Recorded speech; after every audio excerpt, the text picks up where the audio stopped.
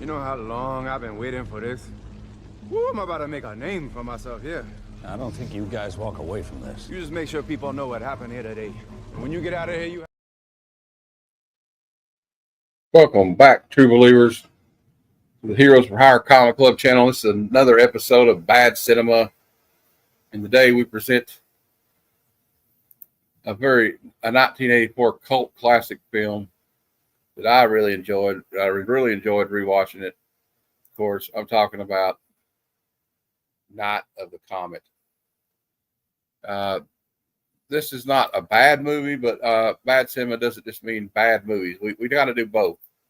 This is more of a B movie. And I really enjoy this movie. I know that.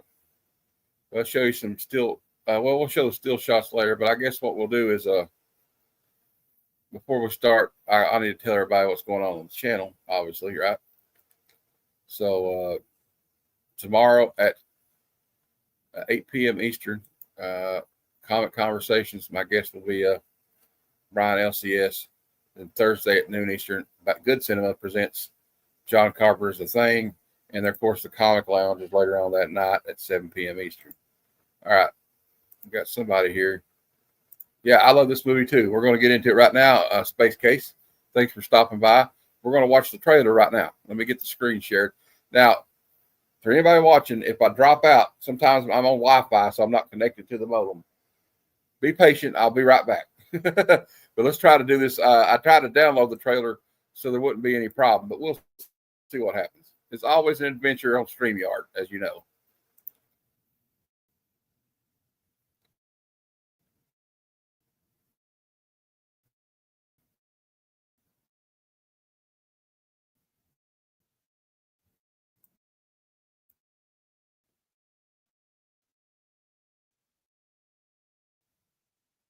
See if it works. Oh, here it comes. All right.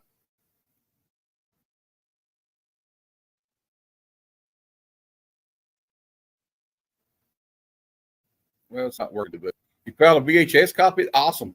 I've been trying to get into collecting some VHS tapes. I got luck, but it's like one of them's episode 1. I don't think it's going to show up here, but all right. Well, we're having a little trouble here. I usually have oh no. I'm going to get ready to get kicked out probably, so it's probably getting ready to knock me out.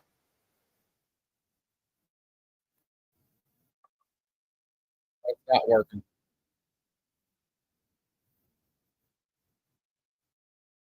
If anybody can see it, if you can see it in the chat, let me know because I can't see anything.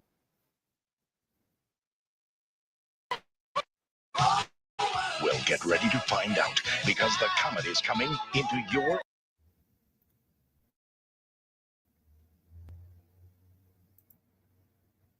orbit. The legal drinking age is There we now go. 10, but you will need ID. Let's be real. It's the night of the comet. What do you give me if I come back? Texas? Night of the comet. I'll be taking requests from all you teenage Comet zombies. So there you go. There's the Night of the Comet trailer. Okay, it's playing. I'm probably going to get a copyright claim for that soundtrack. It's got a great soundtrack, by the way. We'll go over the soundtrack. Really a not pure 80s soundtrack. You can see the track listings here for side A and side B. Of course, this is the vinyl release, and they got the Mac 10 on the back. I think that's kind of cool. All right, now I'm going to share the Wikipedia page, and we'll go through that real quick, and so I can read you a couple of tidbits about this movie. This is a very low budget movie at the time, and it was actually a box office success. I think it was made for $700,000. It grossed $14 million. It's had several releases on. It's had a release on Blu-ray, DVD, VH2. It's had 2 VHS releases.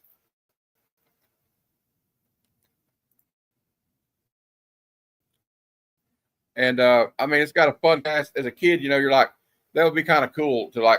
For a minute, you might think it might be cool for that, to be like, yeah, it's a very good movie. Now, and like I tell everybody, no, the bad cinema doesn't mean it's a bad movie. I know it's called bad cinema, but it's basically B movies with some bad ones that are so bad they're good. Or like, but anyway, you know what I mean. Let's go over the Wikipedia here. We got the article. Okay.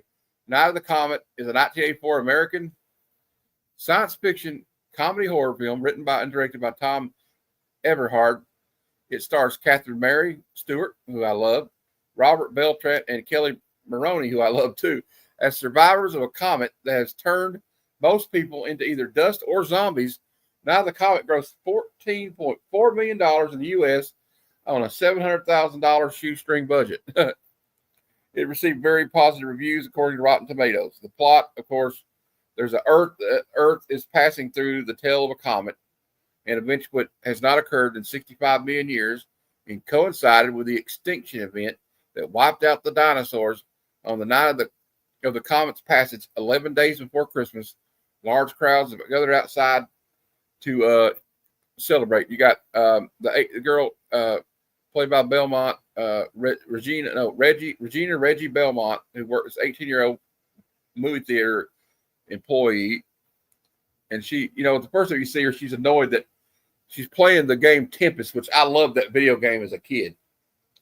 And she's got all the high scores. She noticed there's one that just bothers her. There's one person that's got the score above her. And then her sister, Samantha, is 6-year-old girl, her little sister.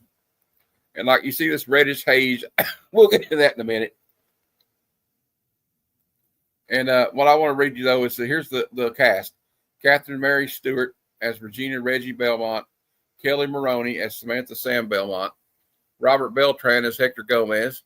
Sharon Farrell as Doris, Reggie and Sam's stepmother. Mary Warnoff as Audrey White. Jeffrey Lewis as Dr. Carter, the leader. And Jeffrey Lewis is a good actor, too. He plays the leader of the leader of the think tank, they call it. John Acorn as Oscar. Peter Fox as Dr. Wilson. Michael Bowen plays Larry Dupree. Devin Erickson as Minder. And we got a lot of other assorted cast members. We won't get through all of them, but like Dick Rude, who plays one of the stock boys, which is so cool. The movie, when writing the script, director Tom Ebenhart wanted to merge the idea of a strong female protagonist with his love of post-apocalyptic film set in empty cities. For the women, he was inspired by Ginger Rogers. Further inspiration came from the real-life teenage girls whom he met while filming PBS specials. Without telling the girls details about the script's premise, he asked them to describe how they would react to an apocalyptic event. The girls saw the scenario as an exciting adventure and only saw the downside to the experience when Ebenhard brought up the subject of dating. Using their answers, Ebenhard wrote the script to be lighthearted and adventuresome. Initially, he had trouble convincing the studio to let him direct it, but they relented. And when he held out, as Atlantic Releasing Corporation was looking to immediately invest $700,000. Hold on a minute. Atlantic also wanted to capitalize on the success of their 1983 movie Valley Girl, another good movie, by the way, and the popularity of quirky drive-in films like Repo Man, and Repo Man is a cult classic. I'm sure we'll review it one day, by the way. Also, it says here that Heather Langenkamp, who played what's her name, and played the lead in Nightmare on Elm Street, auditioned for the role of Samantha, and was the number one choice on casting list, but the part ultimately went to Kelly Maroney. Okay, the movie was released November 16th, 1984, earning $3.5 million in its opening weekend, coming in at third place. It stayed in theaters for 6 weeks and grossed $14.4 million in the U.S. against a $700,000 budget. The film was also noted as one of the first mainstream films to carry the MPAA PG-13 rating. And the soundtrack, which is what I was talking about, was released by McCalla Records. Their soundtracks Learn to Love Again, a love duet performed by Amy Hall and Chris Farron, plays during a scene between Regina and Hector and in the closing credits. Other songs include The Whole World is Celebrating, also performed by Farron, Lady in Love, and Unbelievable by Revolver, Strongheart by John Townsend, Trouble by Skip Adams, Living on the Edge by Jaco Marcelino, Virgin in Love by Tom Pace, Never Gave Up by Bobby Caldwell and Hard Act to Follow by Diana DeWitt. This says this movie's developed a cult following in the years. That's true. After its release, Keith Phillips of Dissolve wrote that the film's cult following comes from how matter-of-factly it treats the weird premise. The film was voted number 10 in Bloody Disgusting's top 10 doomsday horror films in 2009. Brownie's character was an influence on Joss Whedon when he created Buffy Summers for the movie, the series Buffy the Vampire Slayer. And also, it says that in 2018, Orion Pictures hired Roxanne Benjamin to write a sci-fi horror remake of the 1984 cult classic. Oh, don't remake this movie. As of 2019, Benjamin confirmed she had submitted her script to the remake to Orion. In January 2023, Benjamin stated that the remake was still alive, but was slowly going through the process at Orion. So there you go. The radio station aspect, and it's supposed to be like something to do because Halley's Comet. Well, I remember when I was a kid at this time, Halley's Comet was passing through, and everybody had to go see that comet. There was like special like goggles you could get, and they were selling like telescopes like crazy. Hey, Boggs, how you doing? The mall scene is awesome. Yeah, we're going to get into all that right now. Okay, so I shared that. Now I'm back to this. Let me get my screen back. I like to have the cool background in the back. And so you open it up, and you got Reggie, who I'm in love with that. She's beautiful, by the way. Got another comment here. Yeah, 1985, 86, something like that. Yeah. It was coming. They knew in 84, I'm sure they knew it was coming though, But this is the one I was talking about. She's at the theater playing Tempest, which is one of my favorite arcade games when I was a little kid because I was born in 1976, but here you go. Look, don't be an overachiever. You'll fit in better with your age group, okay? This is really Just don't be an overachiever. You'll fit more, with your age group. Well, then she's like, so what happens? Apparently, anybody that's in a building that's covered in steel, right? And she's in the screening room with the guy, the projectionist. He's a real dirtbag. I've seen this guy in movies before. He was the guy that plays the projectionist. He was the guy that had the car called Pussy Wagon in Kill Bill. The one Uma Thurman, was doing stuff to Uma Thurman while she was like in a coma. And he beats the crap out of her, kills him, and takes his car, and it's called the Pussy Wagon. That's the same guy. I can't remember his name. I can't remember. You never find out. That's the problem. I don't know why they show it because you never figure out who beat. I don't know why that was even in the movie, to be honest with you, Space Case. But yeah, but I guess she's just mad about it. Well, she calls her sister because the projectionist wants her to hook up with him. And he's waiting on some guy. He's like going to let him borrow the print of this movie or something. But and their stepmom she's a real step monster. And her dad's like a Green Beret or something. He's gone like in the military of the Philippines or something. You never see him, but I'm sure he didn't make it. And so they don't like her stepmother. I just had it out with Doris once and for all again. And then she gets mad. She runs into like a steel outbuilding and stays in there. So she's protected from it. And then but then I love this part. She says to her stepmother here. You were born with an asshole, Doris. You don't need Chuck. You're born with an asshole, Doris. You don't need Chuck. Yeah, Karen times 2. Exactly. Her stepmother is really awful. And she's like sitting there flirting with this dude, and her dad's like in the military. He's gone on the maneuvers or whatever. And you're like, yeah, this woman's a real cow. I don't know how this guy's still with her. And but then, so anyway, that guy, she wakes up in the morning and he's like, I got to go meet this guy. He never showed up. So they've been in that room all night. The screening room. It's like covered in steel, I guess is why they weren't affected. Either turned to dust. You'll see here, either the people turn to dust. You see their clothes laying on the street corner, on the sidewalks. And it's really weird, or they turn into these zombie people. But here's just an example. See, their clothes, you got this, all that's left is this red dust. And here's they were all outside trying to party for the about the comet, and then all of them are gone. And I mean, it's got a great cast in it. I love all these people. They got the little kids at the end of it they pick up. And I just like the imagery of her in her cheerleader costume with her Mac 10. And here's you were talking about earlier, the radio. they go to the radio station because they see it's still on, but it's just pre-recorded tapes. And she goes in there and just starts playing records. It's like something I would have done, Says you don't know how teenagers are going to react to the end of the world. Anyway, so we'll play another clip here where she's like, this is where she runs into one of these zombie type people that killed the guy she hooked up with the night before. He didn't last long in this movie, but this girl, she's tough. Oh, Reggie's tough. Oh, what is this, trick or treat? Come here. What? Come here. Come here, your ass. Come here. Anyway, so like apparently these zombies are not like the like Dawn of the Dead zombies. These zombies can talk, and they want to eat people, and they want to kill people. They're like very homicidal. And then they go to the radio station. They meet a guy named Hector, who's a truck driver, and he's making sure. So you can tell by their eyes usually. Like some of these people don't even have no eyes left, right? It's just wild. No, I drive a truck. I was heading to San Diego with this girl I picked up. You were looking for a gas station. That's when we spotted one of those. There you go. I didn't know that one was, what's the last Starfighter? Yeah. That might be a movie coming up soon, not for bad, but I don't know if it's going to be bad or good on that one. And then, we got another one. Come on, Hector.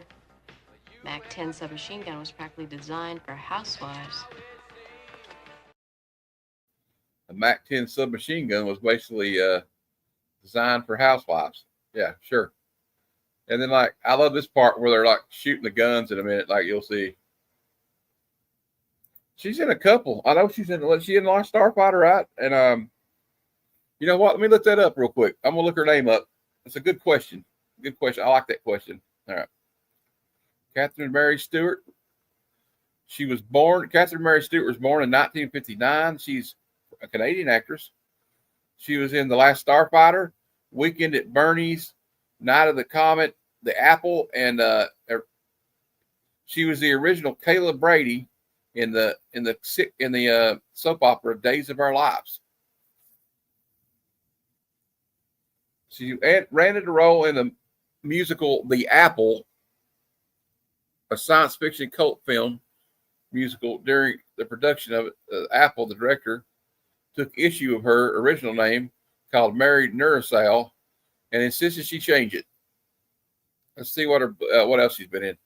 She's been in Terror in the Isles, Mischief, Scenes from the Gold Mine, Dudes, Night Flyers, World Gone Wild, Riding the Edge, Weekend at Bernie's, The Psychic, Samurai Cowboy, The Attic, Girl Next Door, some movie called Dead Silent, and Reaper.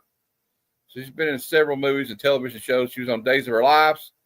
She played Lisa Martinson on an episode of Knight Rider. She was on the series Hotel as a guest star, a killer in the family TV movie. She's been in an 1987 episode of the remake of Alfred Hitchcock Presents. She's been in a lot of stuff, a lot of Outer Limits episodes, Guiding Light. So she's been in a lot of TV and, but yeah.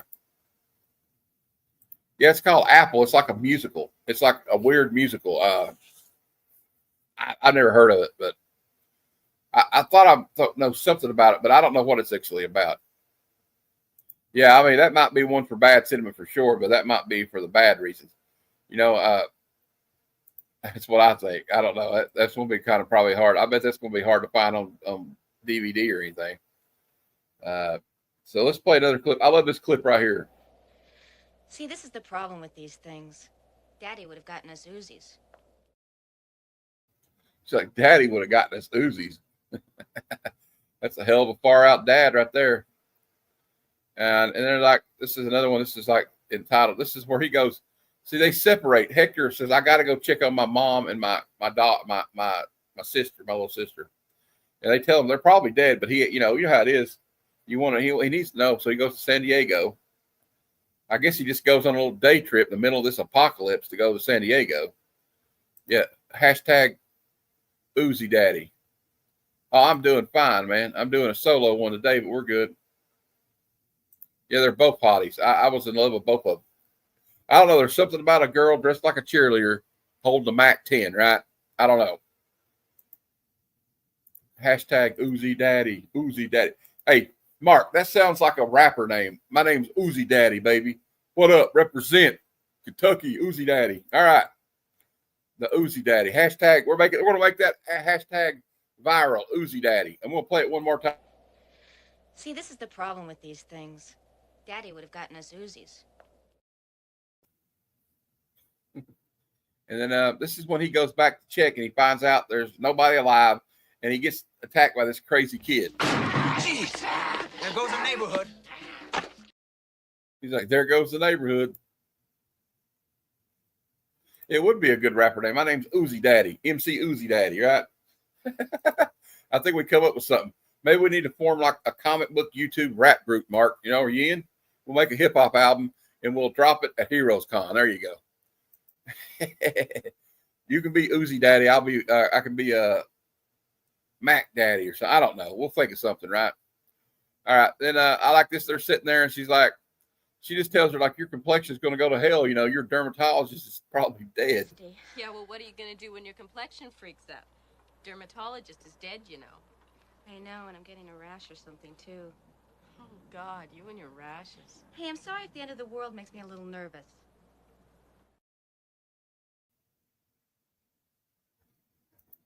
Yeah, we got to get some face tattoos, too, Mark. Maybe we can get a fake one, like, you know, let's say, you say, get one that says Uzi Daddy on it or something, right? I'm a goofball. Sorry. And then we got another one. She's like, this is where they decide to go to the mall, right? And she asks, do you have your MasterCard? She's like, no. It's like, good. You're not going to need it. Do you have your MasterCard on you? No. Good, because you don't need it. The stores are open!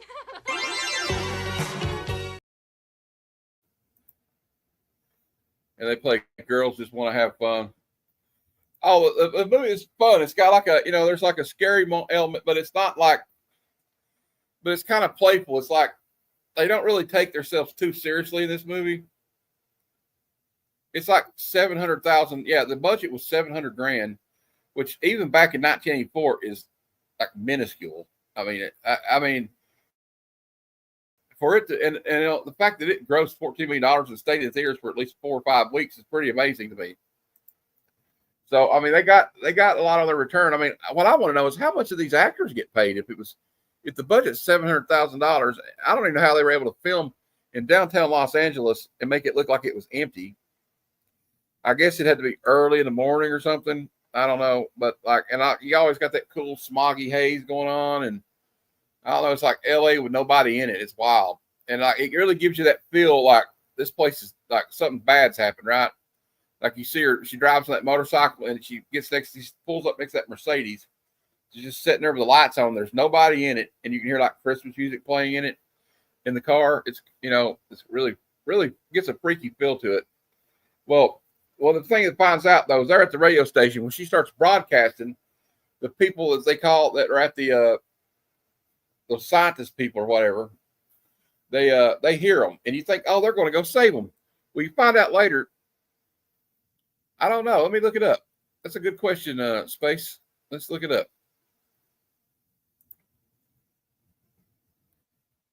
Director. Let's go back up to the top.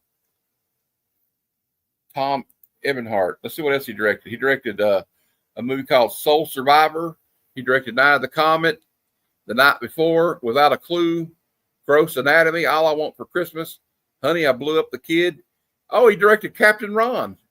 Remember the movie Captain Ron with was it Martin Short and Kurt Russell was like the Captain Ron? Yeah. He also directed a movie called I Was a Teenage Faust and Naked Fear. Okay. No, he wrote Honey, I Blew Up the Kid. I'm sorry. He wrote All I Want for Christmas and Honey, I Blew Up the Kid. He did not direct, but the rest of them he directed. And it doesn't really have many TV things he did. So he probably was more of a writer, producer. I don't know. It sounds like he has a big, like, writing history. Anyway, you think these scientist people, are going to save them, but you find out pretty quick that's not their intention. Their intention is to take all these survivors and figure out why they survived to make a serum. So they want to drain their blood dry and keep them in a coma. And they'll do it to anybody, children, teenagers. It's like they got a more of a sinister. Yeah, he's probably more of a writer, Space Case, but he would direct, every now and then. But I'm sure he was like a producer as well. A lot of these people get into production work as well. But yeah, they have a nefarious reason for wanting these people to collect the survivors. It's not like to repopulate the earth or save humanity. No. They just want to cure themselves. Is basically what it is, and they don't care what they have to do it. So they go to the mall, and they think they're alone. They're going and they're having a ball. They're playing. Girls just want to have fun on the boombox, and they're just shopping their ass off. Changing, trying on outfits and fur coats and all these fancy dresses and stuff, and having a ball. And then they realize they're not alone when they hear somebody over the loudspeaker say, "Attention, shoppers." Attention, shoppers. I trust you've got credit. And so this guy's got no eyes. Like, they're all wearing glasses. They've been affected by this comet in some way. But I guess they didn't turn to dust because they were inside. And so they were like the stock boys of this mall. And they decided that, we just got promoted because everybody's dead, so we're in charge of this mall. So they're still holding on to this, it's the best scene. It's the best scene in the movie, I think. And then it's probably one of the best lines in the movie when she's like, they're holding her little sister hostage. And she's like, she gets one of their guys and she's holding a gun to his head. And she's like, let her go and I'll let him go. He's like, I can't let you take one of my people. And he shoots the guy. And she says this to him, and he says this back. And this is probably the greatest line in the movie. You're crazy! I'm not crazy. I just don't give a fuck. I'm not crazy. I just don't give a F. I did too. I worked at when I was still able to work. This is a long, long time ago. Where my muscular dystrophy, my disability got worse over the years, and I really can't work anymore. But I worked at a coal mine. Like, I'd drive my truck up there, my car or truck that I had, and would watch the strip job mine because they didn't work at night or something. And had to watch all the heavy equipment. And I had to work third shift, dude, and I hated it. It's like you never can get enough sleep, man. Anyway, and then I just like this one. He's like, "You're crazy." You're crazy. I'm not crazy. I just don't give a fuck. I'm not crazy. I just don't give a fuck.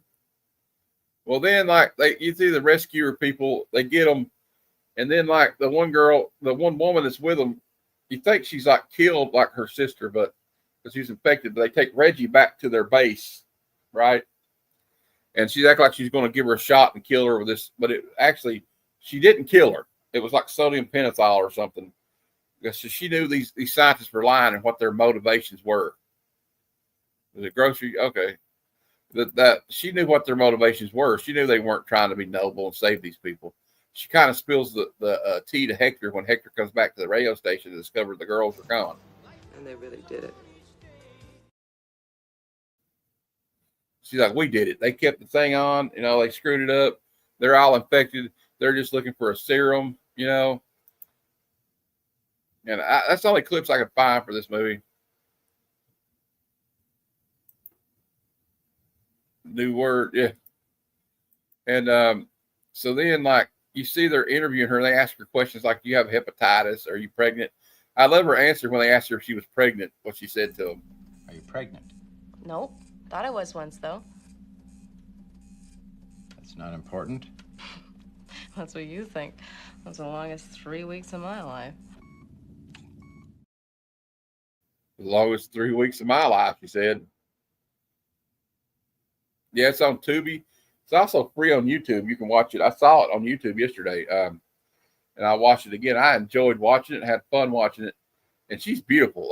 I was just like, there's something about her eyes. She's got the most gorgeous eyes. I always had a crush on her when I was a kid. Yeah, she's beautiful. I gotta admit, you gotta say that. We gotta admit that. We know she's beautiful. And then like Hector shows up like and saves them. And like this only last clip I got is this one. Think tank, huh? Look, couldn't we just, like, leave? Think over this. This think tank, huh? Think over this. So we have a few clips there. That's all I could show. I don't know. I didn't have a co-host today, so I'm holding it down, but on my own. And we'll go some more of these still shots we got, which I love. Like here's like the people have disappeared. I love where she's at the radio station playing, and she is adorable, by the way. I just love her little sister, her machine gun, her cheerleading outfit. And they discover these kids too. And there's a funny scene. I can't play it because it went too long. I found a clip, but like and there's the soundtrack again. And they find these kids in there. They were going to take all the blood from these kids too, right?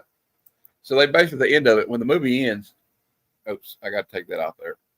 When the movie ends, they take basically her and Hector like adopt the kids, and they're trying to like restart society, I guess. And like, it's really kind of a cute scene. And then like the sister's like, well, it's kind of like, what am I going to do? And this guy pulls up, this little blonde-headed guy pulls up in a Mercedes Benz going, well, because she's like making fun of them, like they're trying to, she goes, you got to wait till the light turns green to cross the street. She goes, there's nobody around. Why do you care? She goes, because that's what you do. Is we're responsible for keeping society together or something like that. And this guy pulls up, says, I almost hit you, you should have crossed on green. And she gets in the car when they tell her to be back by midnight. And she goes, midnight? She says, yeah. Didn't you hear? We have to be responsible to restart society. He goes, I know, ain't it bitching? And they take off riding in the Mercedes and the movie ends. And I guess they all live happily ever after. I guess they control Los Angeles because they're the only ones alive. And I don't know. That'd be kind of scary. But I mean, I like the movie. It's just, it doesn't really take itself too seriously. And I guess it's time I rate it. Now, the rating system we do is my favorite 3-foot tall martial artist, the guy named Wing Wing from the Philippines. I don't know if you've heard of him. But we give the movie like 5 to 5 Wing Wings. And I have to say, I'm not going to fool around with this one. I give this movie 5 Wing Wings. Definitely. This movie deserves 5 Wing Wings on the bad cinema scale, rate-o-meter. So, 8.0. I give it 5 Wing Wings, as I say. Now, if I was giving it a 10 to 8, when 1 to 10 rating scale, I'd give it, like on the bad cinema rating scale, I'd probably give it a 9. Because this movie's campy, it's fun, it's got a cool soundtrack, it's got some good performances in it, and it's a crazy idea. It's just crazy enough it might work. I don't know, but I love it. I had fun with it. It's very watchable, and it's very rewatchable. Like, you can watch it maybe 6 months later, watch it again if you want to have some fun with some friends. I recommend you watch it with some people. It's way more fun with people. I watched it alone, but I think it'd be more enjoyable if you watch it with friends. And but I highly recommend this movie.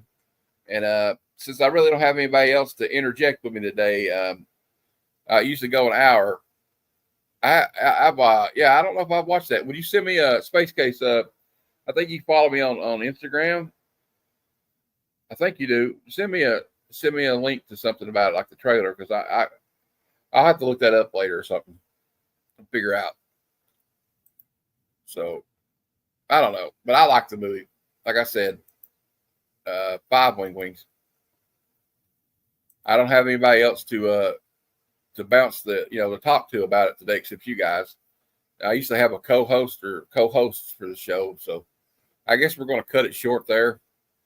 But thanks for watching. I really appreciate it. And we'll leave. Before we leave, I will play one more clip from the movie. I'll play this clip one more time just because it's my favorite clip in the movie. You're crazy! I'm not crazy. I just don't give a fuck.